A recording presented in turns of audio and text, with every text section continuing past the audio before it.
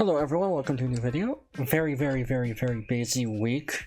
So much so that I may not get every video out on time. Monday night, and by Monday night I mean literally Tuesday midnight, EST, SNK released another patch. Because the patch does not have any characters in it, they still haven't released Andy. My guess is this is probably gonna be another hotfix.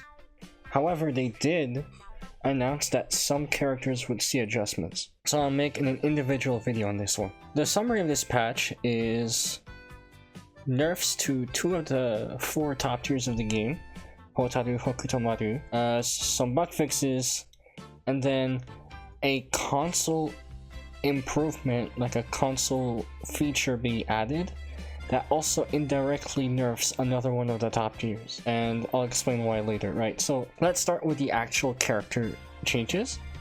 Bijane, only one change, and it's her rev blow, her top attack, Rolling Thunder. She does a backflip and then does a dive kick after as one move. The backflip could potentially avoid other grounded rev blows. Like a character can do like a tackle, T-Zox's dropkick, Don Juan's dropkick, Terry Bogard's power charge. Normally, when 2 ref blows interact, it's like drive impact. Last one to use it wins. However, because Bijane does a backflip, it's possible that she's the first one to use it, but the backflip allows her to jump up and dodge the attack altogether. And so she wins even though she's supposed to lose. So to fix this, they increase her hurt box, so she has a wider attack area. They made the dive kick faster.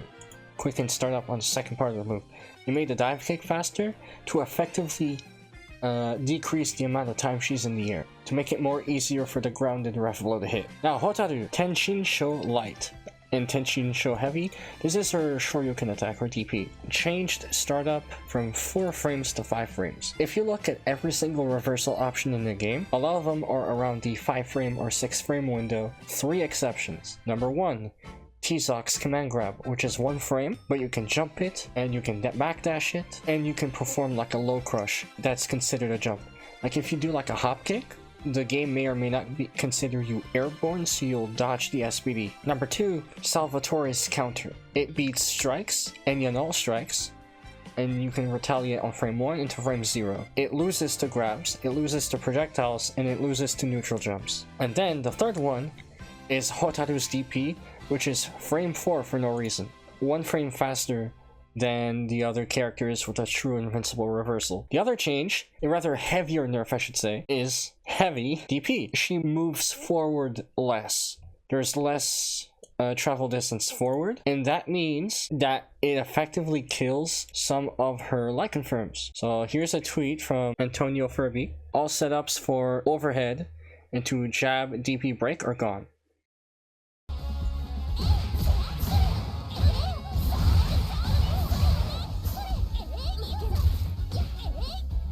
So after getting hit by the overhead, you jab and then you use deep break as a launcher, and then you can start an extra combo from there. That combo is gone because the hitbox is smaller. There are a lot of situations where you cannot use the move anymore. Next, Hokutomaru, double jump. It has reduced travel distance. But also, simply using the move, you're now counter hit state the entire time until you're out of recovery on the ground. Counter hit?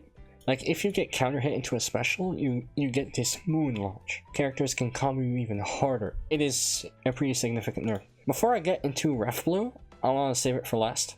Another nerf is reduced pushback on block on his Hishoken super. Right, so if you use like the Andy Fireball super as Hokutomaru, it has less pushback on block. That means there's less distance, means the opponent can use more moves to punish you. It's possible that a move is punishable by the frames, but the pushback makes it so that the attack that can punish it doesn't quite reach Hokutomaru. So this pushback nerf ensures that. Now for the nerfs to Hokutomaru's ref blow. Before I explain this, I want to say that SNK's philosophy for ref blow is that everyone within the SPG health range has access to a safe on block armored mid, no matter what.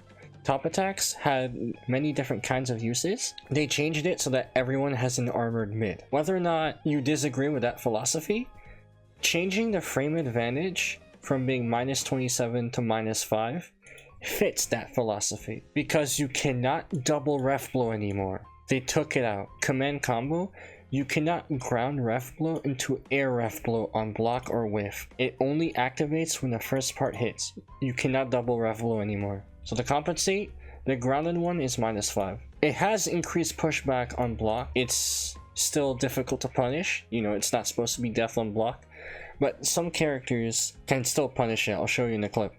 And then bigger hurt box, bigger push box. Here's a tweet from Panda Bedic showing Terry punishing Hokutomaru's ground ref blow, and then getting an entire combo that does enough damage to get Hokutomaru out of SPG, preventing him from using the move again.